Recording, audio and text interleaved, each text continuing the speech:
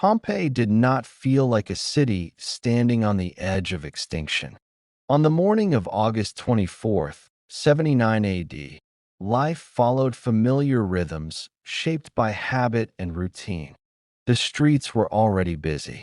Bakers removed fresh loaves from their ovens, their crusts stamped with the names of their owners. Slaves carried water through narrow alleyways, splashing stone pavements polished smooth by centuries of footsteps. Merchants unlocked wooden shutters, revealing jars of olives, dried fish, wine, and garum, the fermented fish sauce whose smell defined Roman cities. Above it all stood Mount Vesuvius, green, quiet, and seemingly harmless. It dominated the horizon without inspiring fear. No living person remembered it as a volcano. For generations, it had been nothing more than a fertile mountain whose slopes produced rich vineyards and orchards. Its true nature had faded into myth, buried beneath time and human forgetfulness. Pompeii itself was a prosperous place. Though not large, it was wealthy, cosmopolitan, and deeply Roman. Its streets echoed with Latin, Greek, Oscan, and the languages of traders from across the Mediterranean. Public baths filled with steam and conversation. Political slogans were scrawled on walls. Gladiators were adored like celebrities, their victories immortalized in graffiti. The city had survived earthquakes before. 17 years earlier, a powerful quake had damaged much of Campania. Buildings cracked, temples collapsed, and reconstruction had taken years. But earthquakes were part of life in the region. They were signs of instability, not of apocalypse. By 79 AD, most scars had been repaired. Pompeii believed it had already endured its worst. Shortly after midday, the first unmistakable sign appeared.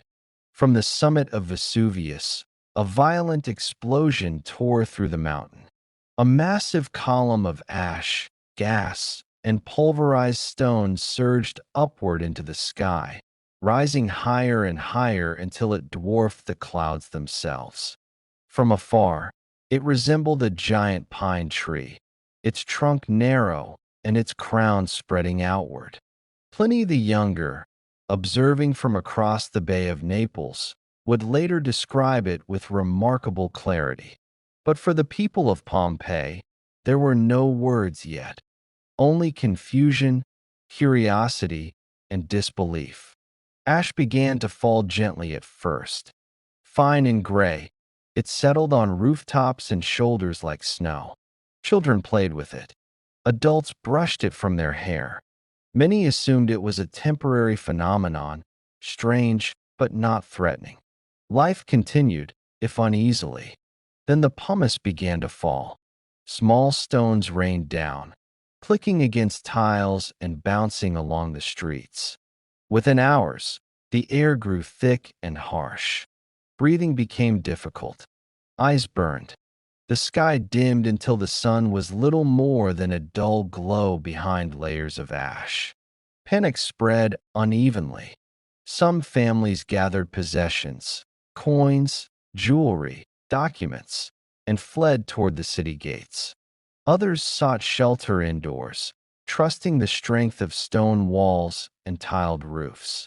Temples filled with desperate prayers. Household shrines received frantic offerings to gods who remained silent. The eruption did not relent. Ash accumulated relentlessly, piling higher with every passing hour. Roofs, never designed to bear such weight, began to crack and collapse. Entire streets vanished beneath drifting stone. The soundscape of Pompeii changed, from voices and footsteps to coughing, shouting, and the thunderous crash of falling buildings. By late afternoon, daylight was gone.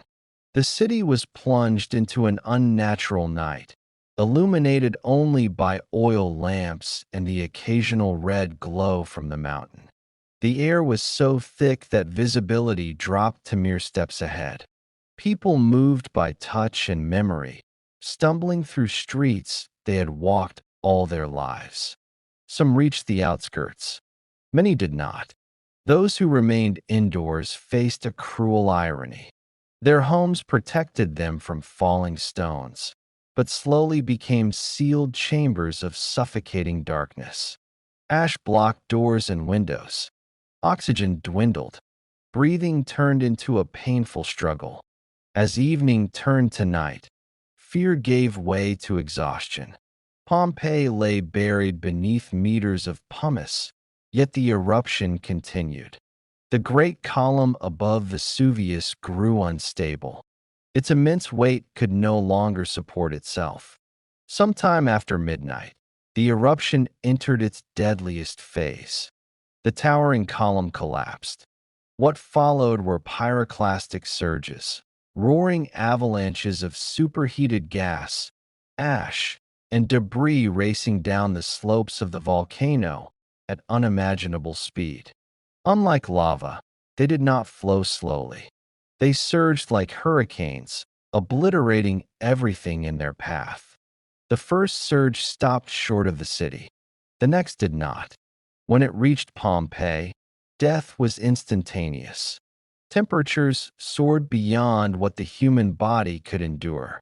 People did not burn alive. Their internal organs shut down in a fraction of a second. Muscles contracted violently. Bodies froze mid-motion. Parents shielding children. Men clutching valuables. Families huddled together in final hope.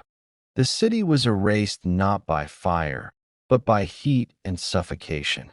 By dawn, Pompeii was gone. In its place lay a silent, ashen plain. Streets, temples, homes, all buried, sealed, and hidden from the world. Vesuvius still smoldered above it, indifferent to what it had done. And then time moved on. Empires rose and fell. Roads shifted. Memories faded. Pompeii became a rumor, then a legend, then nothing at all. When it was rediscovered centuries later, the excavators expected ruins. Instead, they found lives. Loaves of bread still rested in ovens. Coins remained clutched in skeletal hands. Wall graffiti spoke of elections, love affairs, insults, and jokes frozen in their final form. The city had not decayed. It had been preserved, suspended in its last moment. Pompeii did not merely die. It was captured in time. And because of that, we can still walk its streets today, not as visitors to a ruin, but as witnesses to a single day when an ordinary Roman city unknowingly lived its final hours.